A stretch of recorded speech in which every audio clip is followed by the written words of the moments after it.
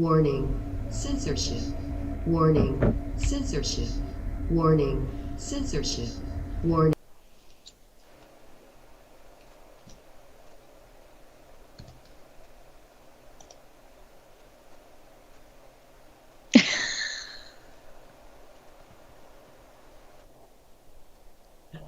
Sure. Good afternoon, everybody. This is the Rebel News Daily live stream.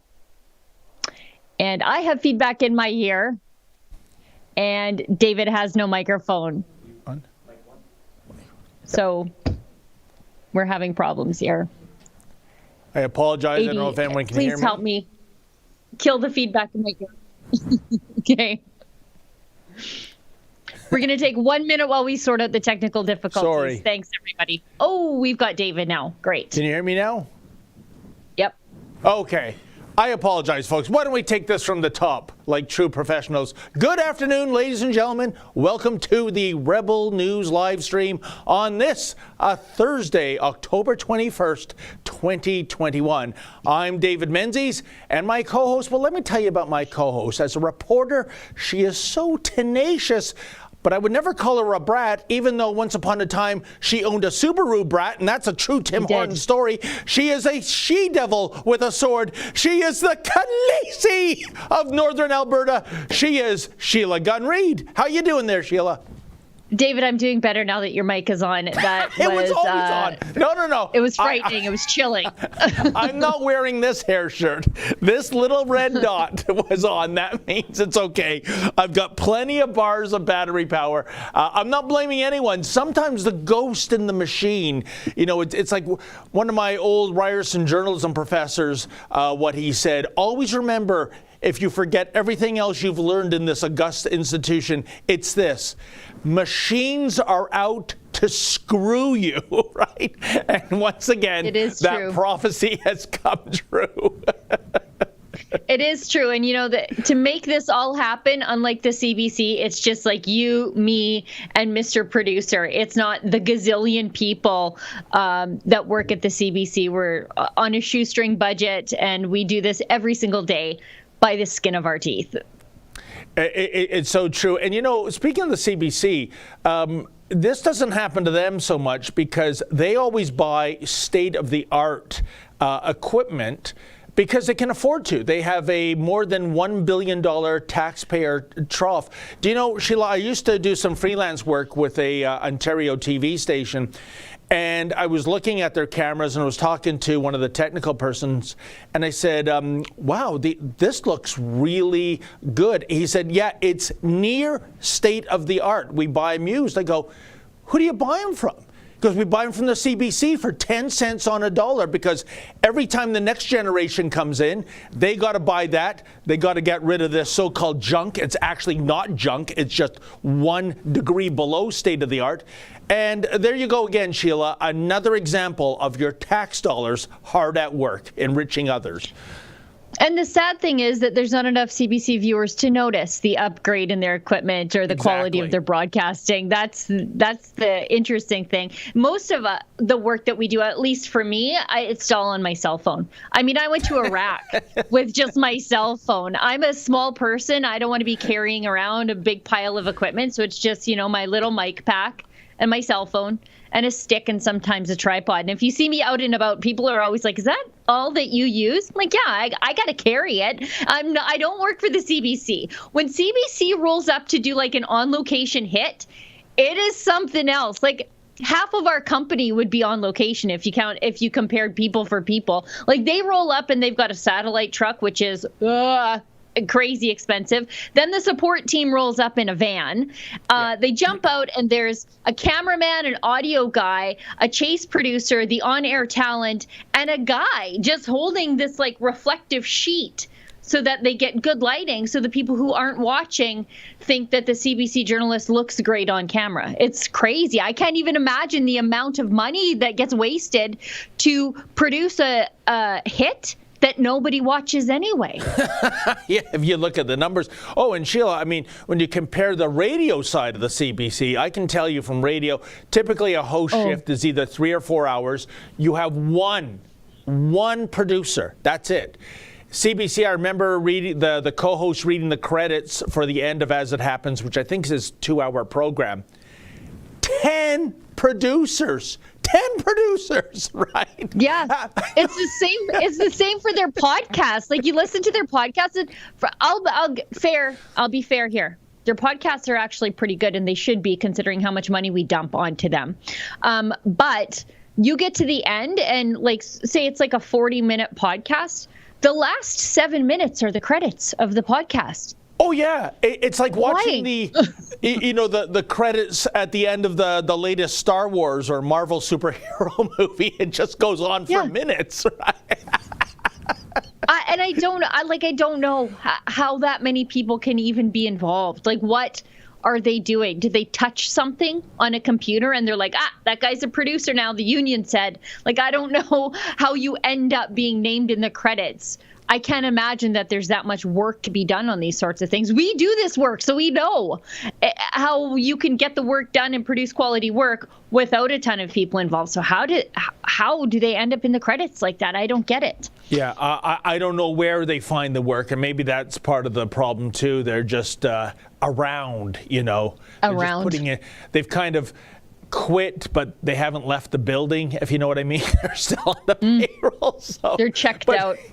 Sheila, that's quite enough CBC bashing for one show. What is it that we're trying to do here in this next 54 minutes? Is it enough CBC bashing? Is it? Yeah, you're right. No. What was I saying? We could do a whole show on that. Exactly. And speaking of shows, if we still have some viewers left after our technical difficulties right off the hop, this is the Rebel News daily live stream. Used to just be hosted by the big boss man, Ezra Levant, just on Friday, but the pandemic struck. The news is changing rapidly all the time. And sometimes the best way to deal with it is not through a fully produced video, but just on the fly, talking about the news of the day, the restriction of the day, the dumb politician saying an anti-scientific thing, which happens to be just about every single day. So we sit down, we talk to you, our viewer, and it's a great chance for us to interact with each other, because I'm not really connected to the office like I am through my computer, but I'm not in the office every day, so I don't get to talk to my friends. So this is a good way for me to talk to my friends, including all of you at home. And while we normally start off our live stream on YouTube, because of YouTube's onerous restrictions and their censorship and their demonetization of conservative platforms, there will come a time in today's broadcast where we have to say goodbye to YouTube, but not goodbye to our YouTube viewers, because we would like to invite our YouTube viewers who are currently watching us, and it looks like there's 315-ish of you, so probably a lot of you are watching on Rumble. Smart idea. You can I just mentioned Rumble. That's one of the other platforms we would encourage you to watch us on. So Rumble, Super U, and Odyssey, and all of those platforms give you the ability to do something that YouTube no longer allows our viewers to do, and that's support our work completely willingly through a Rumble rant, a Super U shout, or a hyper chat on Odyssey. And there's a couple different ways to do that, but you can tip us as a creator or leave us a comment or a query or a question or story idea, and someone will send them to me in Slack. Is that where we're putting it? Slack right now? And we'll read them on air. And speaking of Slack, and going back to the theme of machines are out to screw you, the printer ran out of ink earlier today, so I don't have my sheet. I have it do on my... Do they print things for you? Yes, they do.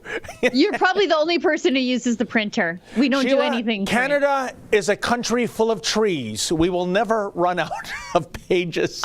Look, I'm fine with... I just can't believe that we even have a printer. We're from the internet, so I can't even believe that we have a printer in the office. I've never seen one. I've never looked either, so... Maybe it's just me, and I see one of the topics, and it's a good one. Netflix employees walk out over Dave Chappelle's comedy special. Now, Sheila, when I was filling in for Ezra last week, my monologue was on this very topic of cancel culture. And earlier this month, we saw a couple of horrible examples, and we saw a couple of victories on the cancel culture front. The horrible ones was the Rolling Stones that for the first time since 1971 are not going to be playing Brown Sugar in their concerts, which is kind of shocking because when you look at the lyrics, it's really an anti-slavery song. Also, what was notable about that story, Sheila, nobody in the mainstream media brought up the horrible hypocrisy at play that when you look at almost every second or third rap song, it's full of misogyny. It's all about sometimes killing people, anti-cop. That's okay, but Brown Sugar, not. Also, there was John Gruden, the former coach of the Las Vegas Raiders. Somebody dug up a email message from over, I think it was like a decade ago. And it was a private email. It was a private email. It wasn't like he took the podium at a team press conference and made these remarks. He didn't do it in a team email. This is a private email he sent to somebody. And you and I send text messages back and forth all the time. And some of the things we say are not PC. And, our haters wouldn't like us. Well, they already don't like us, but it would just be another reason for them to want to cancel us if they saw some of the jokes that you and I send back and forth. And that's life. But all of a sudden that gets dumped on the internet now and your life is ruined forever. Indeed. And here's the thing. I mean, let's be frank. What he wrote in that email, it was terrible. He was referring to a black 100%. person. 100%. And he said that, his lips are like Michelin tires. And was it racist? Yes. Does he deserve punishment? Perhaps. But does he deserve, Sheila, a life sentence? This is what drives me nuts about the adherence of cancel culture. When it comes to real crimes, not thought crimes, let's take the most odious one there is. First-degree murder. In this country, you'll go to jail for a maximum of 25 years, unless you're deemed a dangerous offender, which is very rare. You are out in 25 years and not a day longer. And Homolka was far less. Oh, well, that's another story. There was a lot of incompetence at play there. But what I'm getting at, Sheila, is the narrative is you've paid your debt to society, and you deserve a second chance. But with cancel culture, it's not some time in a penalty box. It is a career-long suspension. You can never come back. No amount of time is enough in terms of paying your debt. There is no second chance. Sheila, why is that? Why is a thought crime, when it comes to the woke mob, you cannot ever come back from that. But if you actually did the ultimate sin of killing someone, you do get a second chance in society. I can't figure that out. Well, it's because for the left, thought crimes are truly more dangerous to them than actual physical crimes. We see that play out all the time. And I have my theories, and they're just, Sheila theories that she comes up with on the treadmill. But I think a lot of this has to do with like the absence of God in the culture. For me, I think people are redeemable, right? And so when people, and I truly believe that people can have a change of heart, that they can say, I said something terrible. I recognize that was bad, but I've changed my mind and I'm redeemable because I'm created in the image of God. And so I'm a person of value. I'm not somebody that you just cast away.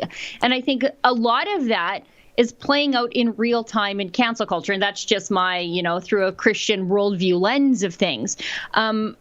Sorry, David, I feel like you have something on the tip of your tongue there. I was just saying, in this industry, Sheila, 'twas ever thus that if you said something really offside, you would get maybe, a 2-day or a 1-week suspension. You're off the air. You'd come back. You'd read a mea culpa, and we move on. It's not the end of the world. But that's not the way it is now. It's the guillotine if you say something that someone somehow deems offensive. Now, the thing is... hang on. Just before we go on here, it's not just something someone deemed offensive. This only goes one way 99% of the time. Yes. We needn't look any further than Kathy Griffin as an example of this. She I thought you were going to say Justin Trudeau. Well, yeah, but I mean, if we're talking about Hollywood, all we have to do is look at her. I mean, she holds up the decapitated head of Donald Trump, who has had some pretty serious threats levied to him. I think sort of in that same time span, someone had like charged the stage when he was at a speaking event and tried to attack him. And there she is, just standing there like a lunatic with this beheaded head of the president. Could you imagine what would happen to, I don't know, there's not a lot of conservatives in Hollywood, but let's say James Woods, if he held up a decapitated head he's gone. Joe Biden, gone forever. Gone forever. They'd jackhammer up his star on the Walk of Fame and pave right over it. You know what I mean? All his movies would be pulled from everywhere. He wouldn't be found on streaming services at all. You would never hear from the man again. It would be like he never existed.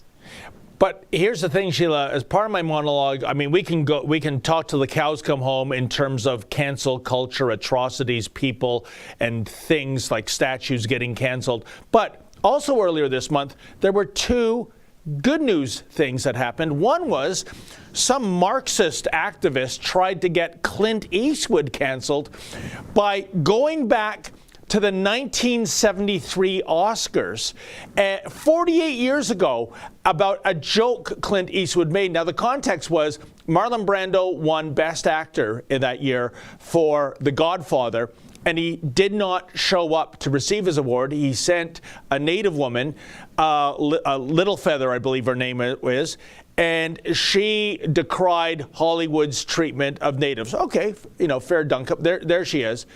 So when it was time to give the Best Picture award, Clint Eastwood was the presenter. And it also went to The Godfather that year. And the quip he made was along the lines of, I don't know, should I right now be apologizing for all the cowboys that were shot in John Ford Westerns, right? Which kind of brought the house down in 1973. But 48 years later, this was what this guy was trying to get Clint Eastwood canceled over. The thing is, that was a bridge too far, Sheila. Clint Eastwood is a beloved actor and director. He's an American icon, I would argue. Yep. And instead of the social media exploding, ooh, ban Clint Eastwood, get the jackhammer, as you mentioned, and get his Hollywood star, it was millions coming to the defense of Clint Eastwood. And as if he had to defend an actor making a harmless joke 48 years ago. Now, the second thing ties into our story here. It's the Netflix thing.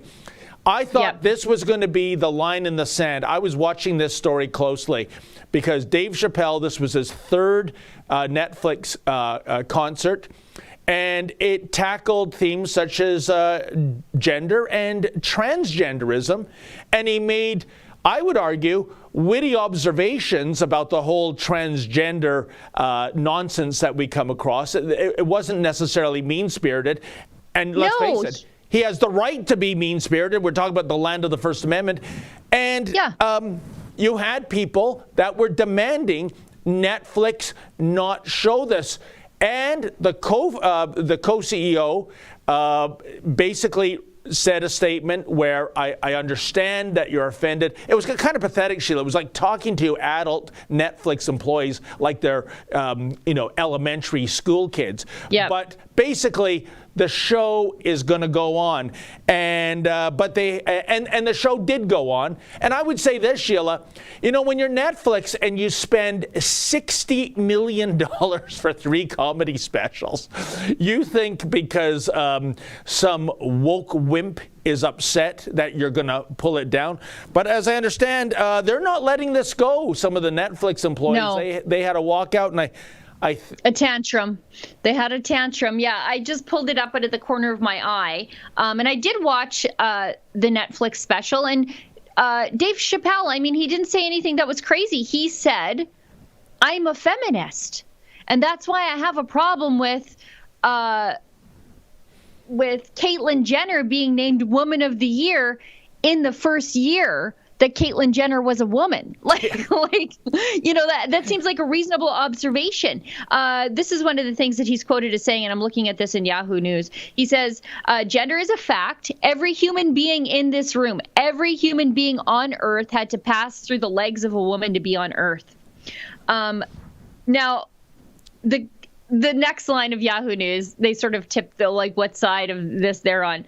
The comedian also made several seemingly derogatory comments about the genitals of transgender women, and said he previously punched a lesbian in a nightclub. Okay, so but this is comedy, and comedy is it can be offensive, but they are basically protesting outside of Netflix. They're having a bit of a moment there. Protesters streamed from the company's Sunset Boulevard building around 10 a.m. on Wednesday, where they held a rally to, quote, underscore the importance of responsible content offerings that prioritize the safety and dignity of all marginalized communities, said the organizers. Employees walking out included Netflix Most team, a social media team dedicated to the company's LGBTQ plus content. Okay, you know what I would do if I ran Netflix? I would lock the doors behind them. That's what I would do. I'd be like, okay, thanks. You guys just dealt with the problem for me. I don't have to deal with you. I'm locking the doors on your wildcat strike. By the way, these are the same people who are perfectly fine with Netflix cuties. Is that what I'm getting here? Like, these are the people who are like, yeah, this is, it's artistic expression. It's perfectly fine. And there's that argument to be made. However, you are sexualizing minors, you weirdos. That was perfectly fine for them, but you can't tell jokes. A black man in the United States can't exercise his First Amendment rights without these white liberal do-gooders getting mad. The most privileged people in the country, by the way. I don't care about these people's feelings. I really don't. Yeah. Like, I know it sounds harsh, but I think the way that David and I and sort of the rebels survives these things, because people are out to cancel us all the time, is we don't care what our haters have to say about us. I care about the people who are watching right now. Their opinion matters to me, not my haters. Of course they hate me. That's why we call them haters. So Sheila, I don't care. Yeah, and the fact remains, you don't have the right not to be offended. It's just the way it is. Now, Mr. Producer tells us we have a list of demands. It sounds like these people are kidnappers or something. Mr. Like Producer, I said, what lock are the those door. demands? Lock the door behind them next time they walk out. Okay. Over the past few weeks, it has become clear that there are many places where Netflix still has to grow when it comes to content relating to the trans and non-binary community. The Trans Employee Resource Group, how do they have this? Which includes trans and non-binary colleagues as well as our numerous allies, wants Netflix to immediately take the steps to begin to repair the relationship between the company, our colleagues, and our audience. Specifically, we want the company to adopt measures in the areas of content investment, employee relations and safety, and harm reduction, all of which are necessary to avoid future instances of platforming transphobia and hate speech. Jokes are hate speech now, just so you know.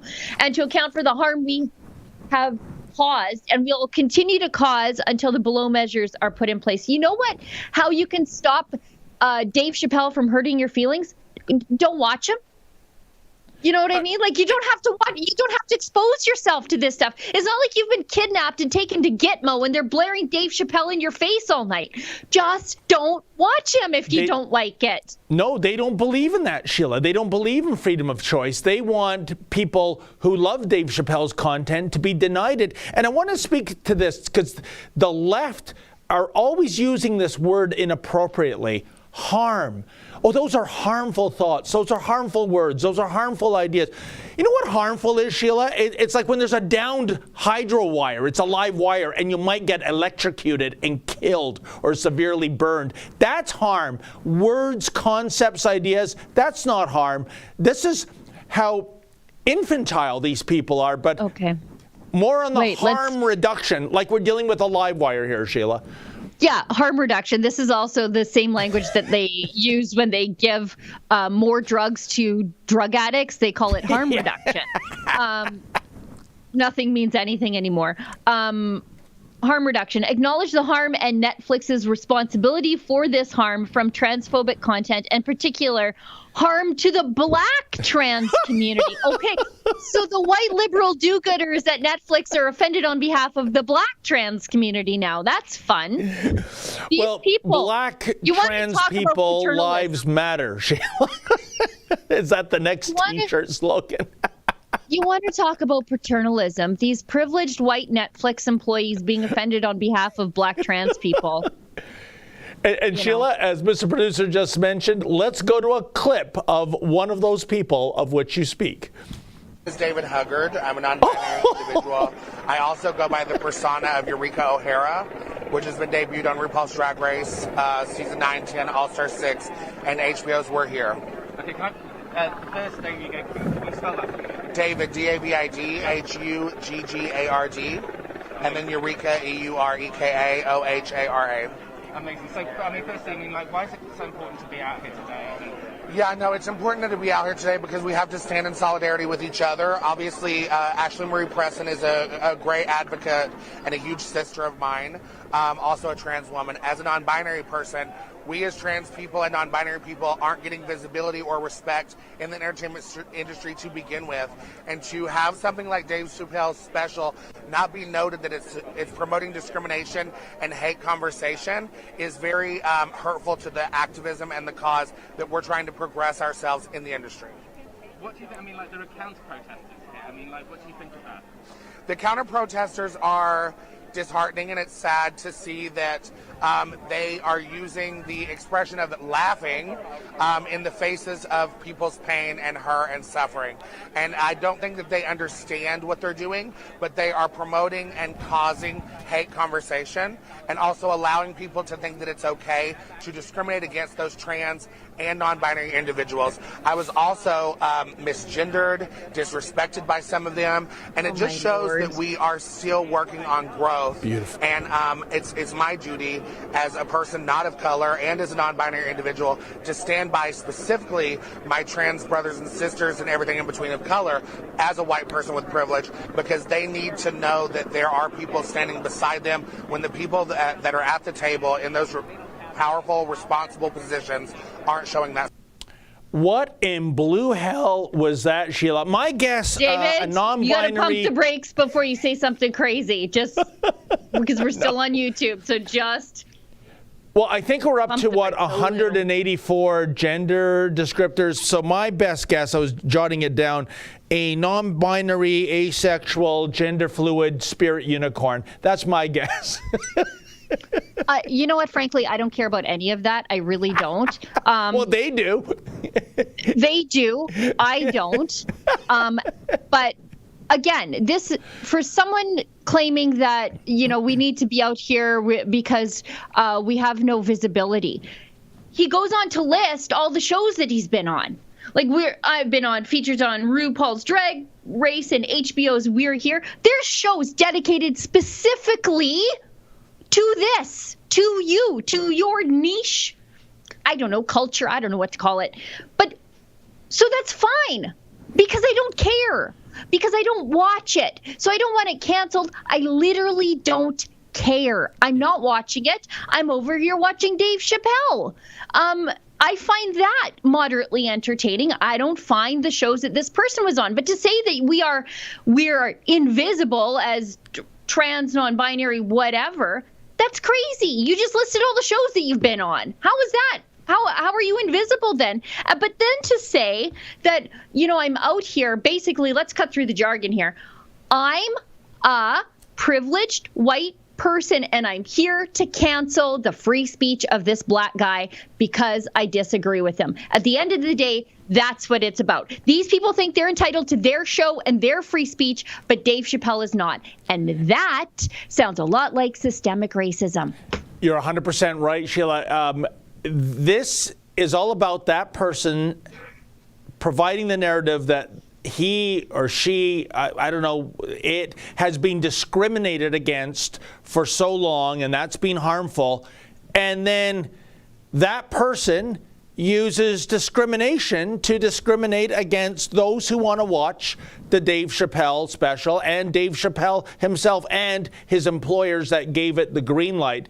And Mr. Producer has yet another perversely funny video clip from this is a counter-protester, but it looks like, that non-binary community, they don't like the idea of the First Amendment, freedom of speech. Well, they like it when they're protesting. They don't so much like counter-protests.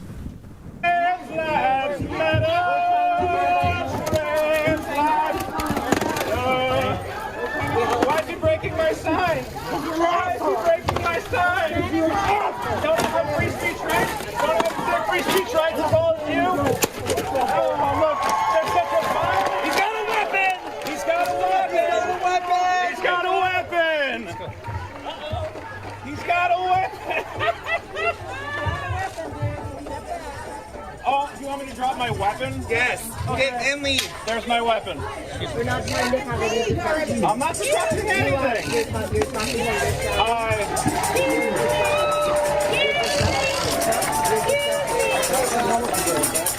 We're trying not to have any discussion. I'm just here to say that jokes are funny, people. Dave Chappelle is a funny guy. I love Dave. I don't know why all the violence. I don't know why all the hate. I just love Dave Chappelle. Dave Chappelle.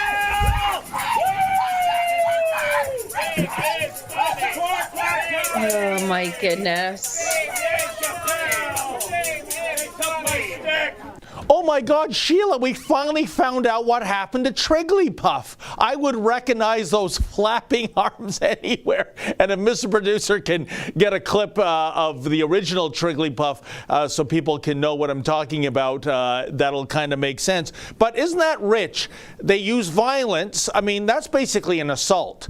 You are destroying somebody's property.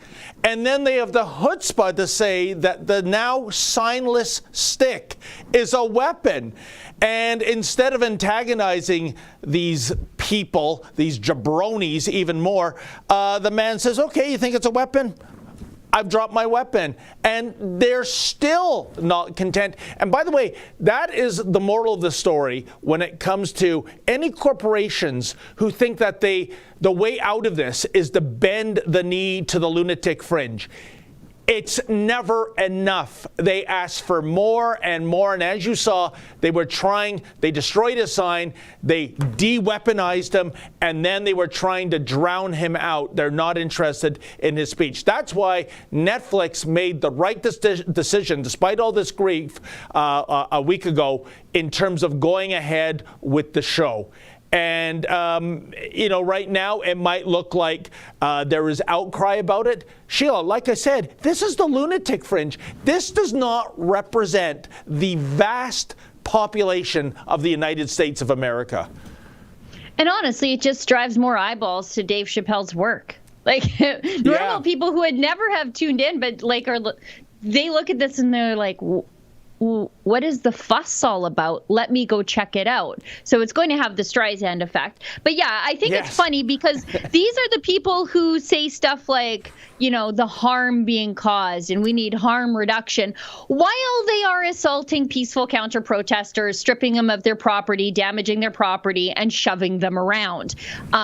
They are worried about violence against them, but they are that which they accuse the other side of being. They always are. It's always projection. It's like Justin Trudeau claiming to be a feminist. It's the same thing. And Sheila, by the way, and how does the mainstream media report on that?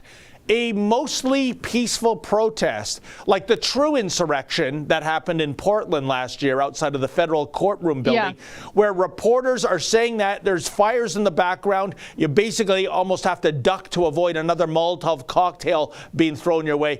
Mostly peaceful protest. But when we see here, right here in Canada, really not mostly peaceful protesters, but 100% peaceful protesters, whether it's the masking mandates, the lockdown mandates, the vaccine passports. You have individual protesters standing by themselves on the street corner getting violently tackled by police. The hypocrisy, once again, is unbelievable. It's outrageous and it's egregious, and it's all part of this narrative on the left that they are right. They don't tell the truth. The media is their willing allies, and that's why you have these kind of narratives being portrayed, Sheila. Journalism, as Sean Hannity said some 5 years ago, is dead. Yeah, I mean, when you think about actual harm being caused, the cancel Dave Chappelle protesters have caused more real-world violence and harm than Dave Chappelle's his little show has ever done so far. If we're ticking the ballot boxes, we've got one assault on that side and none on the other side. But I think that the comments of the Netflix co-CEO is only going to serve to embolden these people because he is placating their baby feelings. This is what he said. On Monday, Netflix co-CEO. Why do they have two CEOs, by the way? Just have a CEO. What is going on there? Ted Sarandos said that he mishandled the controversy by not communicating better with his employees and detractors. No, you communicated just fine. These people are having a baby tantrum, and you can't give them any sort of you can't validate that, right? Like, it's like a kid having a tantrum in the toy section. You can't just say, okay, fine, you can have your toy. You have to ignore it because you're creating a monster here. You are feeding into that whole loop of Pavlov's dogs. You're ringing the bell and they're salivating, right? Yeah. He goes, obviously, I screwed up that internal communication. I did that, and I screwed it up in two ways. First and foremost, I should have led with more humanity. And I think, let me tell you, what I think he's doing here is actually inhumane because you are feeding into these people's wild delusions and fantasies that they are somehow victims here because somebody said something that they disagree with and other people watched it. That's really the big crime here. Somebody said something they disagree with it, and other people had the opportunity to view it. And that's and so I think feeding into that is inhumane because it strips these people of their resiliency. Meaning, he goes on to say, meaning I had a group of employees who were definitely feeling pain. Again, who cares? And hurt from a decision we made. And I think that needs to be acknowledged up front before you get into the nuts and bolts of anything. And I didn't do that. Why? Why do you have to acknowledge that they have these baby tantrums? Ignore the tantrum, power through. If they go back outside and protest, lock the doors behind them. There's a lot of normal people who want those jobs. I would say this, Sheila, the only statement he had to say is that we are a company, we are an entertainment company, we are providing a product that millions of people are subscribing to. Oh, and by the way, as I said earlier, we paid $60 million for those three concerts. And the reviews are great, by the way. The reviews rolling in are great on Rotten Tomatoes, Yeah, so I think, in this case, money talks and woke wimps walk. But I really wish that co-CEO stood a little more firmly, that basically said to those people what I said. And listen, and here's the cherry on the sundae. You don't like it? Well, there's the door. You're free to find employment somewhere else. And by the way, that's a very interesting rating, isn't it? Look at the tomato meter, right? You've got audience score 95%. And that's but what matters. Look at the woke media review class, Sheila, 43%, which to me says that these critics espousing the wokeism, they're completely out of touch with the audience. 95%. That's an astounding approval rating. Oh, yeah. And those people think that those maniac protesters attacking peaceful counter protesters outside of Netflix head office on camera, by the way, where's the charges? Where are the charges? Those people are clear. You can clearly identify them. Where are the cops there? But, the media reviewers, they think those people speak for everybody as opposed to the actual consumer rating of 95%. That those counter protesters then only represent 5% of the audience. And yet, I bet that there will be some sort of Netflix commitment to creating even more trans content coming out of this. We're going to fund it's like CBC, right? We're going to fund a bunch of stuff that nobody plans on watching to appease 5% of people who are emotionally fragile. Protesting in front of our studios. Well, to me, Sheila, if that's the case, that sounds like a mission statement in which you are committed to going into Chapter 11. I mean, imagine that. What is the trans population in the world? And I should actually further modify that statement. What is the radical trans population in the world? Because I'm sure there are many trans people. Listen, you want to live your life as someone else and you're a man trapped in a woman's body, vice versa. Okay. but they just probably want to get on with their lives. And they're not down there screaming and making a mockery of themselves. So when it comes to appeasing not just the trans community, but the radical trans community, that has got to be a percent of a percent of a percent. So if you're going to make content to appease them, who's buying it? Well, that's the thing. That's why I say I don't care about any of this stuff. I really don't. I just care about the free speech issue. Yeah. Like that person listed off the places that he's appeared on, RuPaul's Drag Race and We're Here on HBO. I don't watch that because that doesn't interest me. I don't care. None of this stuff interests me, and I don't care, except insofar that it becomes a free speech issue. But that's not good enough for other people. That's not good enough for the activists. And you're so right. There are a lot of trans people out there who are like, look, we're just normal people in your community. This is how we're living our lives. And I can't imagine that any of this does them any favors because, they, instead of being just normal people in our community, these activists are sort of tainting the whole. And I think that's unhelpful if you want to further, just getting on, living your life. And before we get on to other subjects, let's very briefly touch upon one other trans-related thing, which, of course, is the White House planning action against a Texas transgender sports bill. This is all about of course, President Biden or his spokesman would say this is about hateful and bullying. No, it's not. When you have biological males competing in sports against biological females, there's the harassment, there's the bullying. As we've stated before, Sheila, there are only two sports in which biological men and females are equal, and it is equestrian and auto racing. Of course, the horse and the car being the, the median that makes things equal. I'm going to say sports shooting also. Women you can make that. Really good at sports shooting. And again, it comes down to the gun, doesn't it?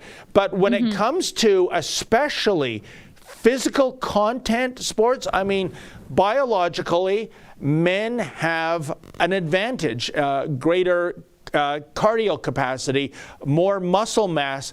And it's amazing and it's shameful for the feminist movement that they're so silent on this.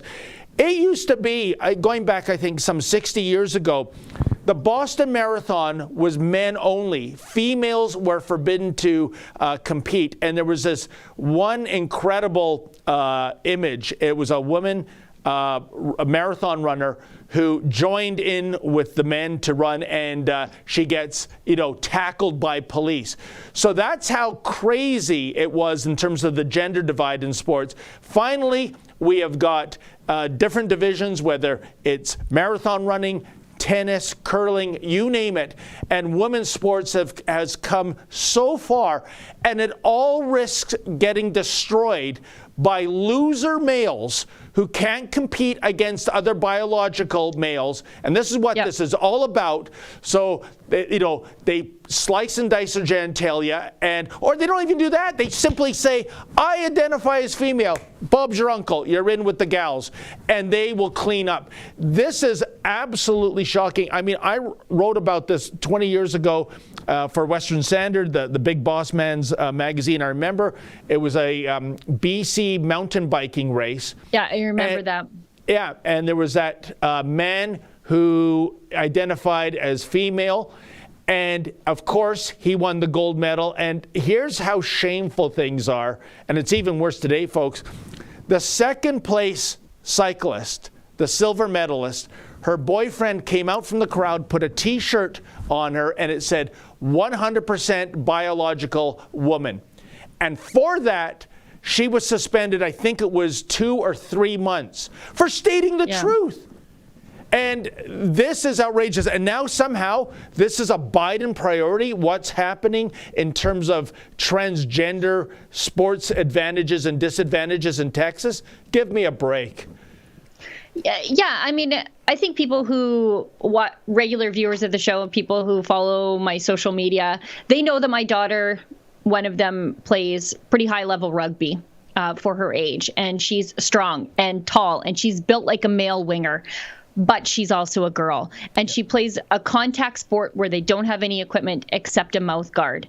And she will be robbed of opportunities. She could be robbed of her future if she is forced to compete against a male athlete. Now, she's better than a lot of boys her age, but boys are bigger, they're stronger, they're faster. I mean, all you have to do is watch ladies rugby and men's rugby at the same time, and it's just a vast difference. Now, that's not to say that the women are not incredible athletes, but the men are built differently, and that they've gone through, testosterone puberty, and it's different. And the potential is real and there for my child to be seriously harmed, to experience a catastrophic injury at the hands of a male athlete on the other side of the ruck or the scrum, because this mediocre male athlete has now identified as a girl. And that's something that as a family we've already prepared for. While she has rugby dreams, I need her to not have a catastrophic cranial injury that could ruin her life. Jeez, look at that. Started transitioning. Yeah. Sheila, here's my question. Why isn't the feminist movement in an absolute uproar over this? You would think that they represent 50% of the population that is biological By the way, women. sorry. Of course, this person's other teammates are excited. You're going to win all the time. So, yeah, of course. If you could have a ringer on your team, that's why they get excited when my daughter joins a rugby team. They're like, yeah, she's playing because she's really good. So naturally, if you play with this boy who's turning into a girl or wanting to be a girl, naturally, the teammates are excited because you have an unfair advantage. Oh, Sheila, it's beyond that. It's not just about winning. If they say what they really feel, like this is outrageous, this is a freak show, they're canceled. You know that. Goes back to our original topic, right? So, you got to be on board with the pom-poms going. But I thought, correct me if I'm wrong, I thought the World Rugby Union was one of the few sports associations that said, no. We're not putting up with this garbage anymore. So how is this being allowed with that team? So local teams, local unions, and the local athletics association, like the overseeing bodies, they'll also have their own rules too for this kind of stuff. Also, local varsity associations, they'll have their own rules to deal with this stuff. And the World Rugby Union is like its own league that will have its own rules. So, it's a mess. And by the way, I should point out that we do have some resources and an incredible book that sort of gathers up all the information about this topic and puts it all together in a way that you can understand, you can carry those arguments out into the world. And I got this book for my family. It's Unsporting. It's a book published by us here at Rebel News. It's written by Linda Blade, Coach Blade, and everybody's conservative grandma, Barbara Kay. And they rounded up all the information, made some very compelling arguments, and it's called Unsporting. You get it at unsporting.com, How Trans Activists and Science Denial Are Destroying Sport. Isn't that a great subtitle? Science Denial. That's what this is, Sheila.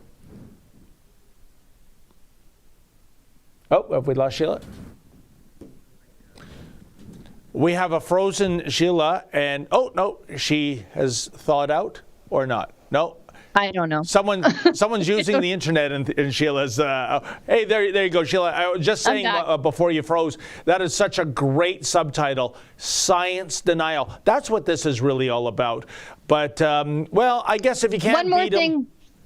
One more thing, though. I just want to point out that, it's good to see Joe Biden focused on the real things of destroying women's sport, while China tested a second hypersonic orbital nuke capable of breaching missile defenses around the world. So it's glad to see that his eye is on the prize. Yeah, looks like China's already won by default, Sheila.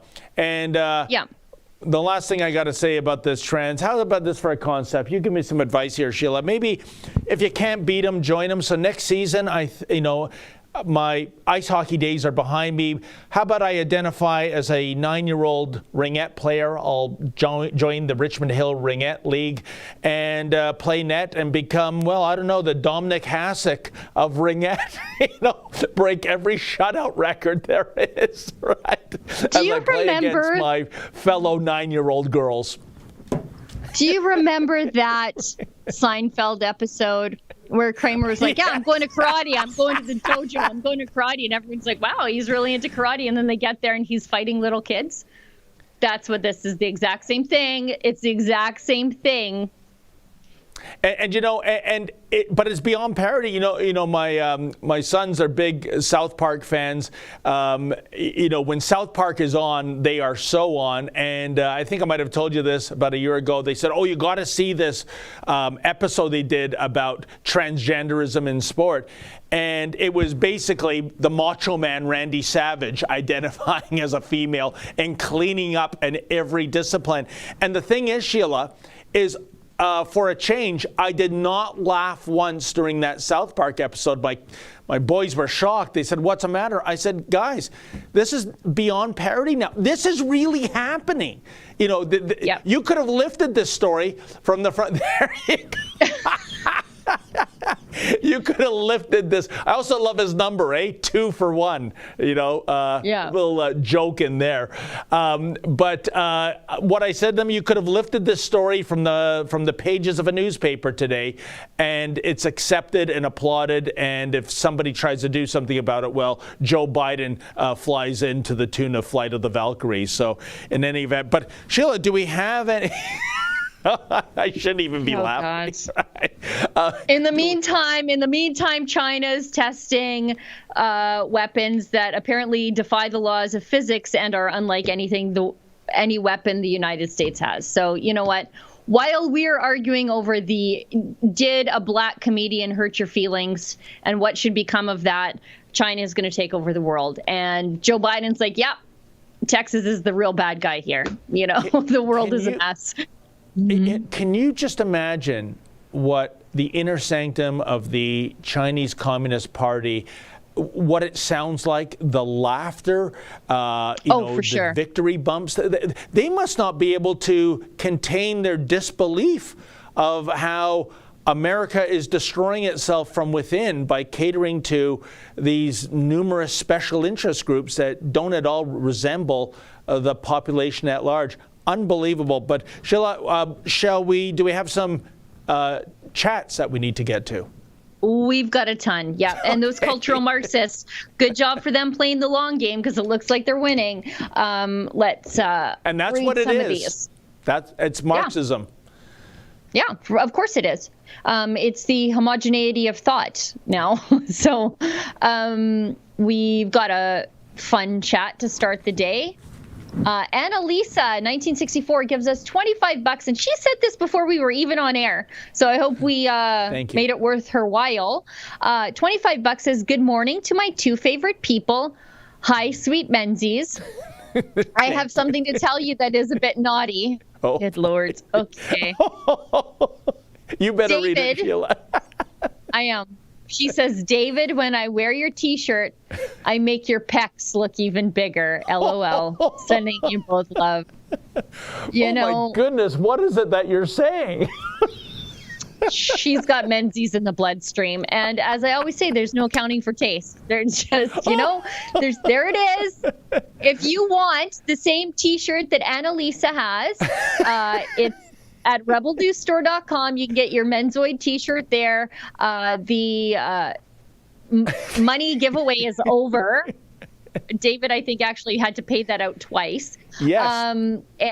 Available in white or black.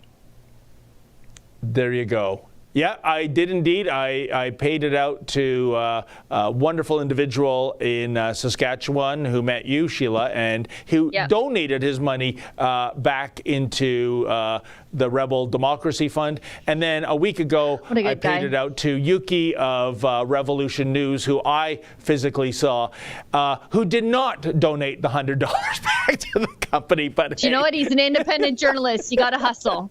You got to hustle. It's real. Annalisa's so great. But yeah, She I is. mean, Thank you, Annalisa. There's somebody for everybody. You know what, though? I can relate. I'm not to everybody's taste. Sometimes I'm like, it's a shock that I landed a man who was willing to marry me.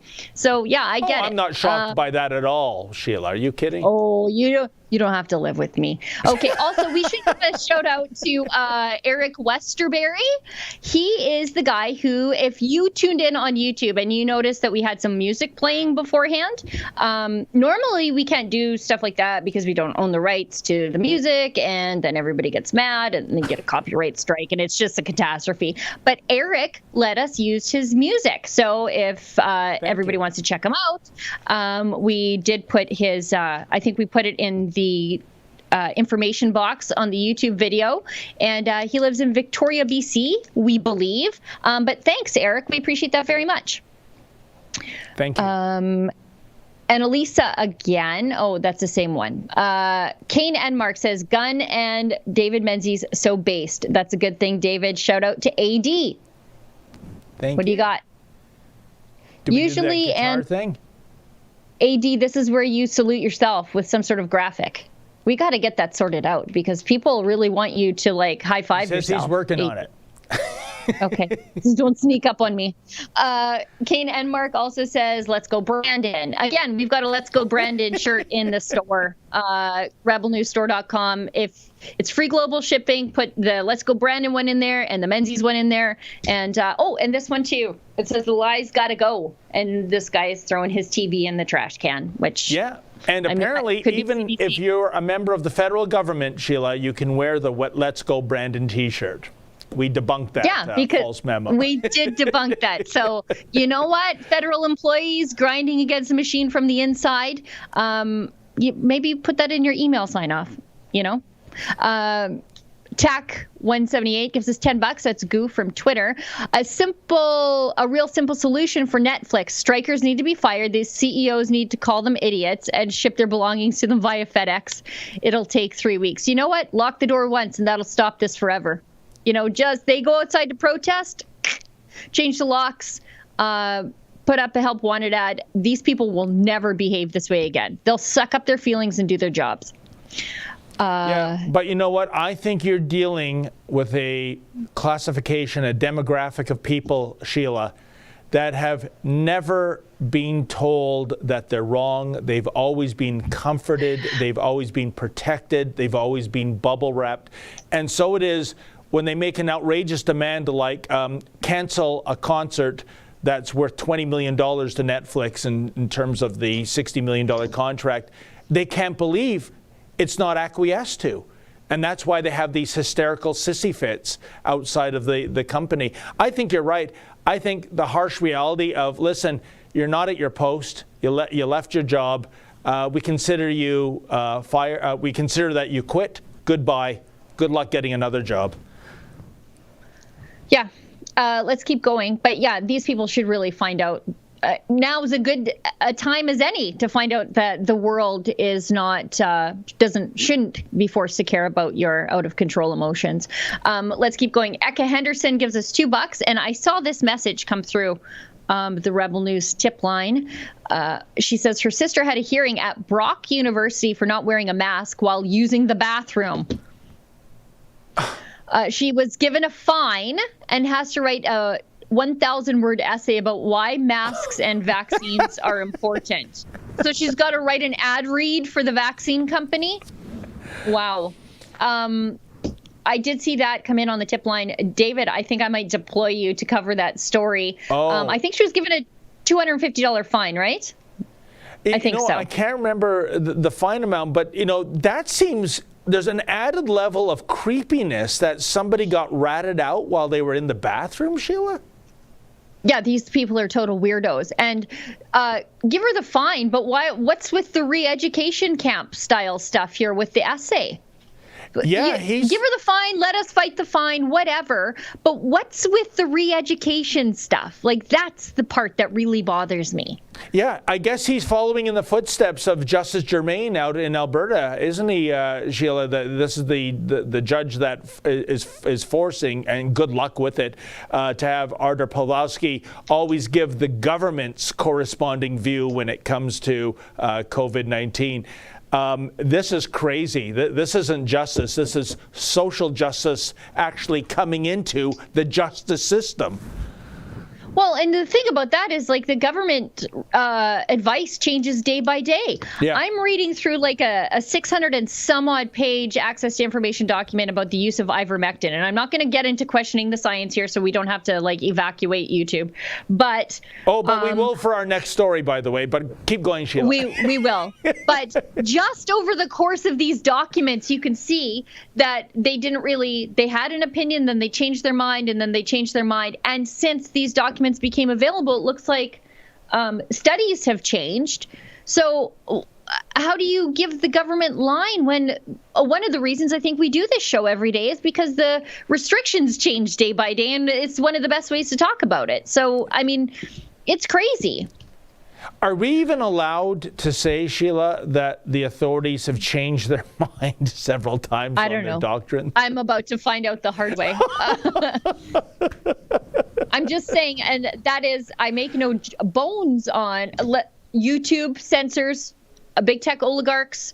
I make no moral judgments on whether they're right or wrong. I'm just saying that things have changed between then and now. Don't cancel us. So don't fire me. Don't fire me, boss. Okay, we got another one. Paul Otto Newman, $3. What do you think of Trump's new Truth Social platform coming online? Aside from conservatives, I think lefties and mainstream journalists won't be able to resist joining either, only to troll Trump.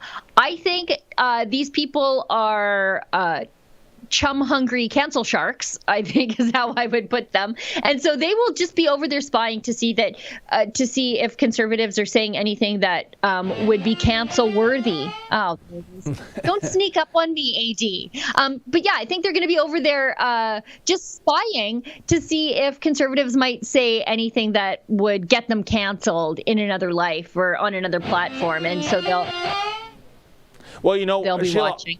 I think this has the potential to be a huge social media platform. First of all, the people who adore Trump, they're going to sign up day one. But also the people who despise him, they want to be first in the loop to see what they can get out of this site, to see what the president is saying. And, he made a great comment. I mean, the idea that President Donald Trump is excluded from social media platforms while members of the Taliban, the people butchering people literally in the street have full access.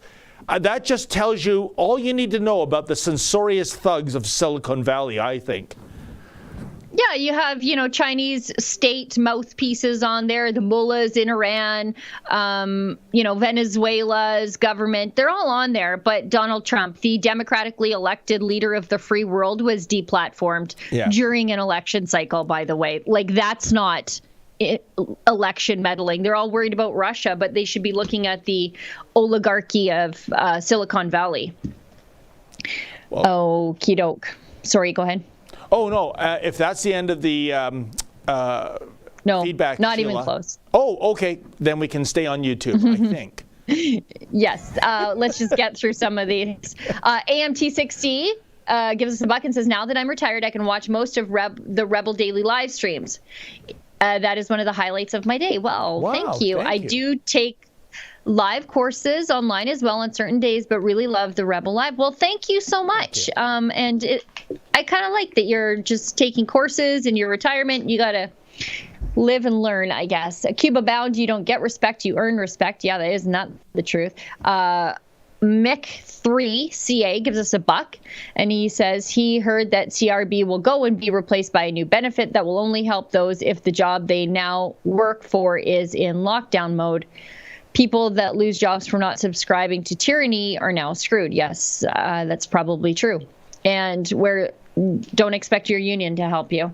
No. I'm happy, though, to be a bit of a union buster because I don't know if people are regular viewers to The Rebel know that I am not a fan of unions because they force unwilling people to first join them because we don't have right to work legislation in Canada, and then force those people to support political parties and things that they don't agree with through forced union dues. And so I think, if you want to have a union, at least make it not mandatory, make it voluntary. But right now, I'm happy to see that my opinions on unions are being validated, but I'm upset to see that it means that a lot of people are going to be left out in the dark by their unions who are supposed to protect them from forced vaccinations. And folks, lest you think that Sheila is exaggerating about the political element of unions, just Google the Unifor ad, the anti-Aaron O'Toole ad. Now, I'm not exactly an Aaron O'Toole booster, but if you watch that ad with the old pickup truck, it is actually shocking on so many levels. And what I think is most shocking of all, Sheila, they're not even doing it in a sneaky way. They're blatant about their bias. Yeah, and what did they call themselves? The resistance to the Conservatives? And it was that surly bunch of union overlords. Oh, there's the O'Toole pickup truck. Yeah. Does that remind you of the old Subaru Brat, Sheila? My Subaru Brat was bright yellow and it was beautiful. Beautiful. It was like plastic chairs bolted in the box. Okay, let's keep going. Celtic Mutt gives us, it was a chat of some kind anyways.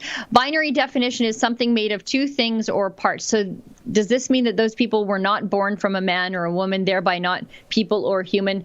Sheila, please help me understand. I can't. I don't care about any of it, and I don't want to participate in the madness. We all know, like Linda Blade's book and Barbara Kay's book point out, this is science denial. It's science denial. You can live your life however you want, but please don't deny the science in all of this. And these are the same people who are like, you're a science denier if you question the contribution of your SUV to climate change, but they're the same ones who say that dude is a girl now just because he feels that way. I'm the science denier all of a sudden. And Sheila, I would add one other thing, and that is do it on your own coin. If you're going through this gender reassignment, don't expect the public healthcare system to pay for it. I didn't even get that far into my thoughts on it. Enoch the Salty Pretzel says, I read last week somewhere that the average 22-year-old male today has the same levels of testosterone as the average 67-year-old male in the late 80s.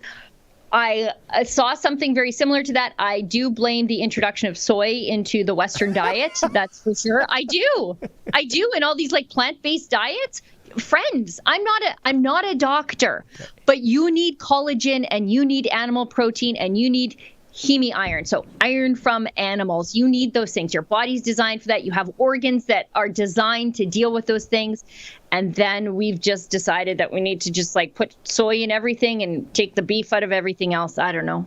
That's my theory. I know I've offended everybody, but I'm a farmer. It's okay. Not me. But Mr. Producer, he says he has a book about this subject.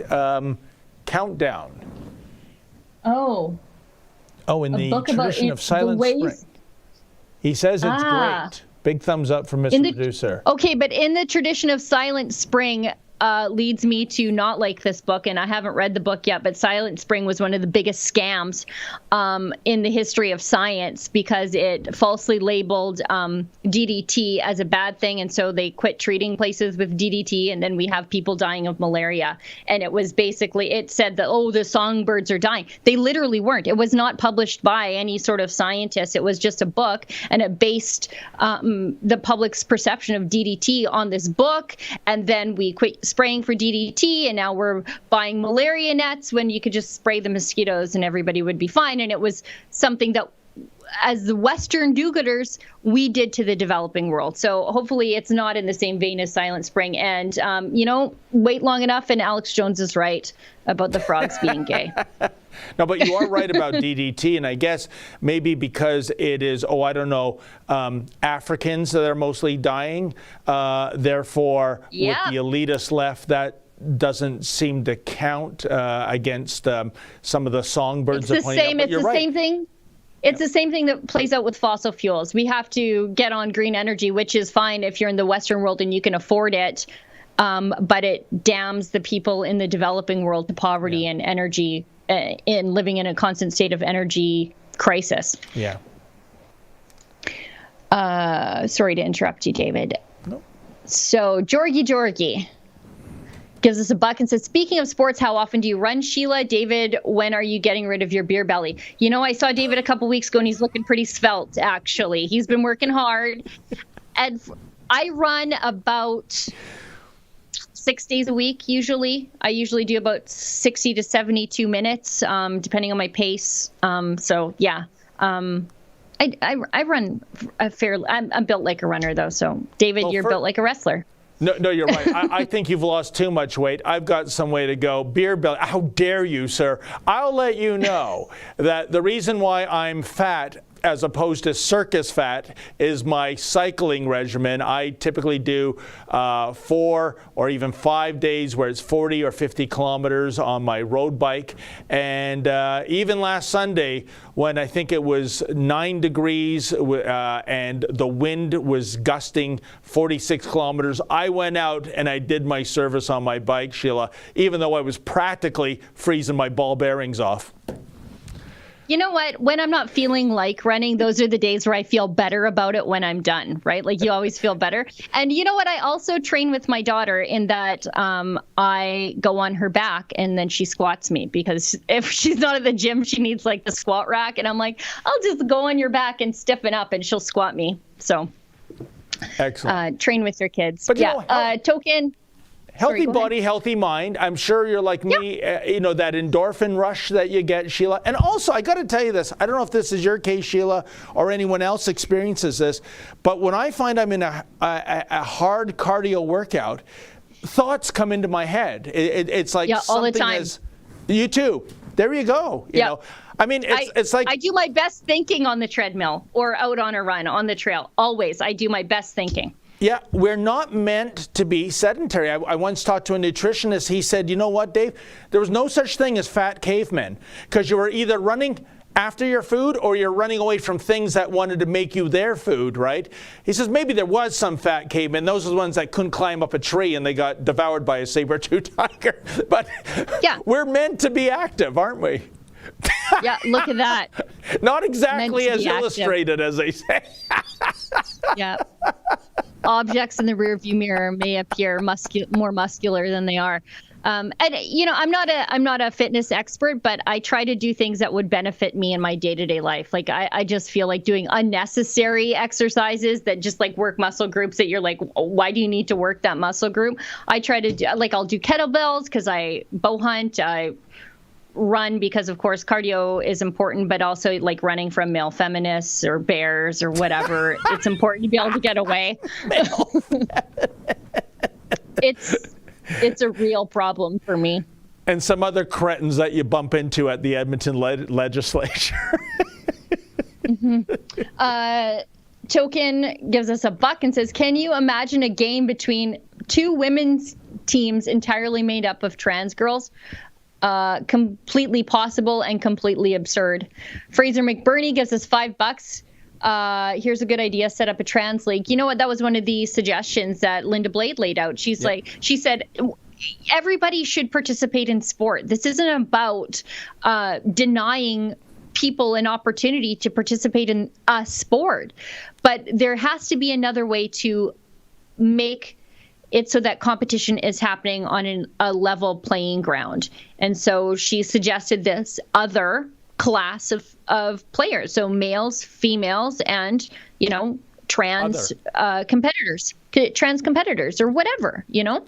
Yeah, and the other side will say, well, there's not enough athletes for a critical mass for the other category. But here's what I say to that, Sheila. When we look at women's hockey, basically every single tournament, you know, or Olympic Games, it's always either Team Canada or Team USA winning. It's always gold and silver Yep. are those two teams. So, because they're so far ahead of all the other women's teams. So, but Rugby's the growth. same way. Rugby's the same way. Like, rugby's the same way. It's always New Zealand, men and ladies, always Yeah. New Zealand. They're that far ahead. It's just how it is. Exactly. So deal with it. Ruddick gives us a buck and says, unbelievable. Manitoba judge rules pandemic restrictions didn't violate charter rights. Yes. We actually have a story coming out of Manitoba today, I believe. Mocha's got a video coming up. He actually went there and after Pastor Tobias Tisson was arrested. So we've got a video coming out of there with regard to that. Aquaskies 3636 says, missed the guitar. Glad it's back. Thank you, Rebel, for all you do. I think that AD needs his own graphic. I miss Justin. He's probably watching. Justin, Oh, he is. You know why I know he's watching, Sheila? AD needs his own thing. Yeah, I know Justin's watching because in real time he sends me a text whenever I screw up. Me too. Me Still too. busting my chops. He's left the too. building, but he's not gone. Well, I think that's He just can't the quit last us. comment. And Sheila, right now we have to bid adieu to our YouTube followers, not because we want to, but because we have to. There might be some content. In this case, it's a story on Without Papers Pizza. Well, it might rankle the feathers of the Silicon Valley censorious thugs. So if you can go to Odyssey, Super U, Rumble, you can see the video that we're just going to leave you on because we're already 15 minutes.